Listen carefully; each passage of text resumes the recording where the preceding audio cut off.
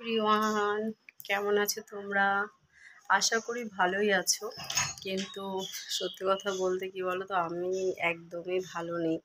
তার একটাই কারণ, বিপদ মানে কালকে রাত্রে যখন 11:30 বাজে টিভি দেখছিলাম, টিভি দেখতে দেখতে হঠাৎ একটা দুর্ঘটনা ঘটে গেল। ভীষণই খারাপ লাগছে। দেখো, ঘর ঝাড় দিয়েছিলাম, দেখো কতটা নোংরা, দেখেছো?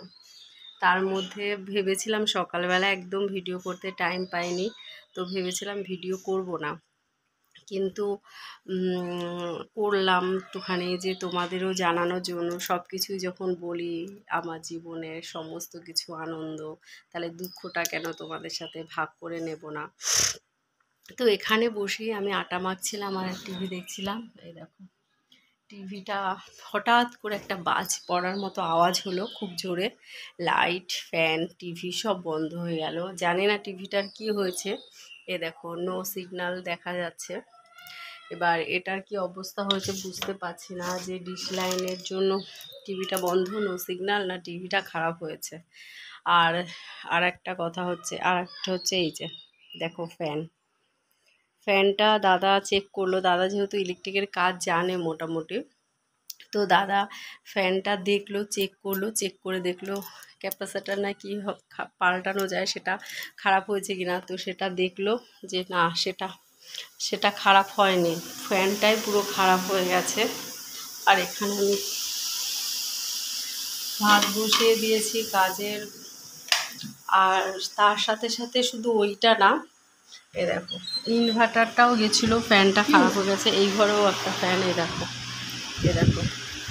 এখানের ফ্যানটা ওই যে খুলে নিয়েছে, খুলে নিয়ে এখন দাদা গেল ঠিক করতে। প্রচণ্ড গরম লাগছে। আর এই যে স্ট্যান্ড ফ্যান চালিয়েছি, দেখো স্ট্যান্ড ফ্যানটা চালিয়েছি।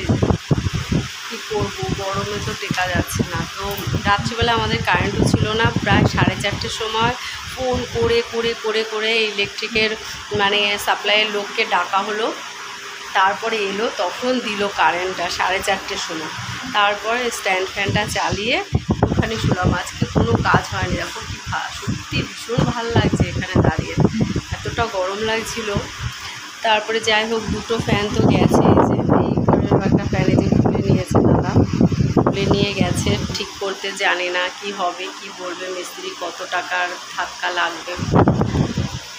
কালকেই হচ্ছে গিয়ে ভাবছিলাম একটা কিছু, এত কোনোভাবে না এগোতে পারছি না। তাও আমার এই ইউটিউব থেকে কোনো ইনকাম হয় না, তোমরা জানো, তোমাদের আগেও বলেছি যে কোনো ইনকাম হয় না, শুধু ভালো লাগার জন্য ভিডিওটা করি। ফ্যানের হাওয়ায় হয়তো শুনতে পাচ্ছ না, পাশের ঘরে চলে যায়, খুব জোরে ফ্যানের আওয়াজ হচ্ছে। তো আর এই ঘরেও এই যে দেখো, বিছানা চাদরটা তাই তুলে ফেলেছি।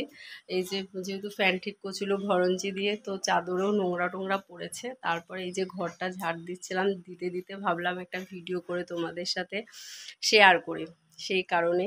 যাই হোক, বেশি কিছু বলবো না। এখন ঘড়িতে 1:15 বাজে, রান্না বান্না করব। যদিও আজকে খুব ঝামেলা, রান্না করব না, সেই কারণেই ভিডিওটা করা। আর ঝাড় দিতে দিতে না, এক হাতে ক্যামেরা ধরেও হচ্ছে ভিডিও করা যায় না, ঝাড় দিতে খুব অসুবিধা হয়। আমার তো ক্যামেরা ধরার লোক নেই, তোমাদের আগেই বারবার বলেছি, এই জন্য ভিডিও করতে পারি না, খুব অসুবিধা হয়, সমস্ত ভিডিও করতে পারি না। যে ভিডিওটা করে তোমাদের সাথে পোস্ট করব, সেই ভিডিওগুলো করতে পারি না। আর আমার জিমে দেখো বসে আছে, এই যে সাদার সাথে সাদা জিমে পুরো মিশে গেছে, বুঝেছো? ওহো, ওখানে ডায়েরিটা পড়ে গেল।